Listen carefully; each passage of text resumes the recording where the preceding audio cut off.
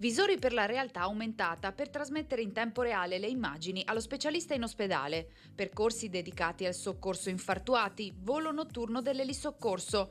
Queste alcune novità presentate a Sottomarina nel progetto Vacanze Sicure 2023 dell'ULSS Tre Serenissima, che rivoluziona i soccorsi nel litorale veneziano.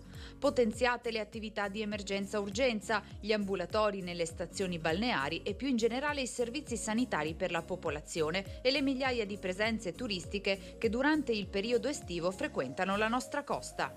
L'attenzione a questi territori significa proprio questo, riuscire a cogliere quelle che sono di anno in anno le esigenze per garantire un turismo sicuro e il giusto modo per accogliere le persone che decidono di passare qualche giorno in questi luoghi, in questo territorio, per fargli godere al massimo il bello, il mare, il sole, il riposo. Noi dobbiamo metterli in assoluta sicurezza. Da quest'anno inoltre verrà garantito il volo notturno dell'elisoccorso dall'ospedale di Chioggia. L'elicottero del SUAM 118 potrà infatti decollare anche dopo il tramonto. Oltre all'incremento di personale, alle ambulanze, le moto e quad di soccorso, viene introdotta quest'anno anche l'Ambu Bike, la bicicletta a pedalata assistita che permette agli operatori interventi rapidi lungo la battigia. Inoltre cerchiamo di portare l'ospedale anche sul territorio con i punti infermieristici, in modo tale che il turista può addirittura non venire in ospedale perché può trovare la risposta ai suoi bisogni di salute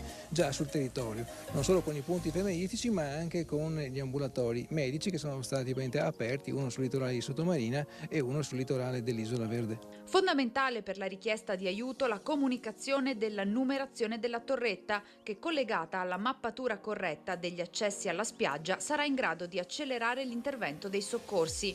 Assieme ai comuni, l'ULSS Tre Serenissima è impegnata anche nella lotta contro la proliferazione delle zanzare, perché gli insetti possono essere portatori di patologie.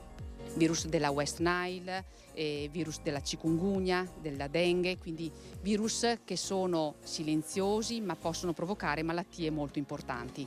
A disposizione dei più piccoli anche un braccialetto che consente di individuare i genitori dei bambini che dovessero perdersi.